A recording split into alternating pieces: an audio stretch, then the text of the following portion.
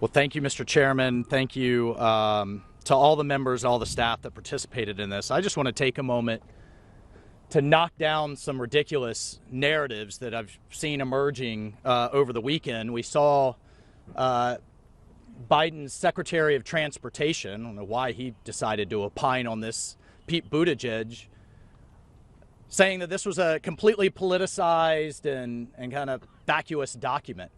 But then at the end of the interview, he admits he hadn't even read it, right?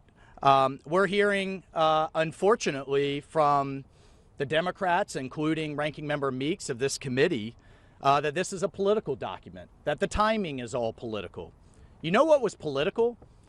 The fact that the Democrats were in charge of the House of Representatives all of 2021 as this happened, all of 2022, not an investigation, not a single interview, not a transcribed sit down, not even a round table, one hearing, then to be forgotten about it. Because the reality is they want this swept under the rug. Chairman McCall and his team and this committee couldn't even get started until last year. So too often in this town, people like to point to things that are happening that we're looking into as political, when the reality is what didn't happen, what wasn't looked into, what doesn't want to be talked about is truly what's political. And sweeping this under the rug and pretending like it never happened, like their lives didn't matter, like the 20 years that we invested of time and treasure and heartache into keeping this country safe by fighting that war over there rather than here on the homeland didn't matter. That's what's truly and sadly, tragically political. But then the other narrative, well, this was President Trump's fault. But let's rewind the clock and look at some facts. Every president since 9/11 negotiated with the Taliban in some form or the other. President Bush tried to negotiate with the Taliban. President Obama tried to negotiate with the Taliban. Heck, the Bergdahl, Bo Bergdahl, and that trade was a confidence-building measure in negotiations with the Taliban. And we saw how well that went. So yes, President Trump entered a deal, but it was a conditional deal.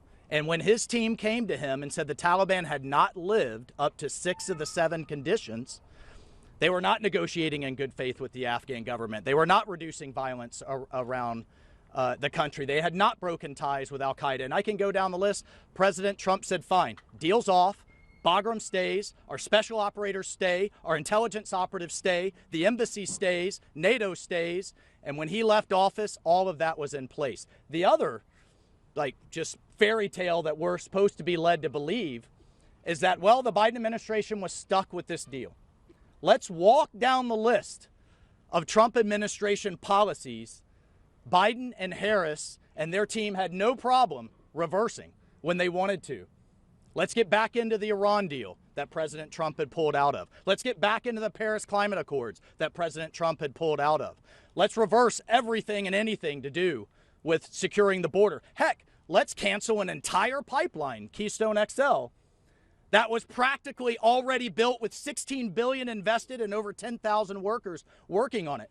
They could erase a physical pipeline, but yet they're going to be stuck with this deal that President Trump said the Taliban haven't lived up to.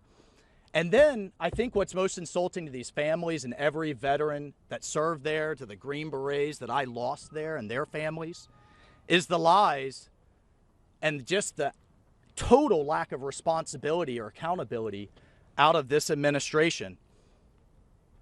President Biden, the generals supported this. They didn't tell me that we needed to leave somebody there. The 3 4-star generals in charge of this operation have all contradicted Joe Biden and Kamala Harris. So which is it? Our NATO allies fully supported this. The United Kingdom censored a sitting president for the first time since George Washington, the United Kingdom Parliament. We only have 100 Americans that want to leave, that can't leave. Quietly revised to 800 months later. Our Afghan allies are going to be okay, being hunted down by the Taliban as we speak. There's no al-Qaeda. The UN's pointing to 6 to 8 al-Qaeda training camps.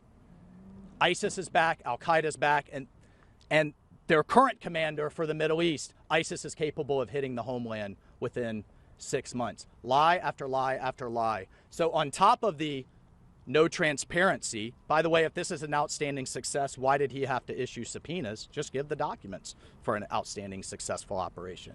Not only has there been no accountability, not a single person fired. In fact, they're being promoted. The woman in charge of the evacuation is being nominated to be ambassador for Iraq. But the thing that's most insulting in talking to all of these families is they just want to know that they've learned their lesson. If they would just get a phone call, not even a meeting, would you guys just take a phone call saying, you know what, we did a lot of things wrong. Those responsible are being held accountable, not promoted. And we've learned our lessons if we ever have to do this again, so this doesn't happen to future generations of Marines and sailors and soldiers. That is truly all they ask for. And they can't even get that. In fact, future generations of Americans are going to have to go clean up this mess if our homeland gets hit again. And that blood is on their hands. And this report lays it out in their own words. You should be commended, sir. The nation owes you better. The nation knows those future service members better. And I'll tell you what, as long as I'm in this office, I don't care what boards they go sit on or where they go, we will hold them accountable. I hope their conscience holds them accountable. I hope they never get another night's rest for what they've done. Thank you, Mr. Chairman.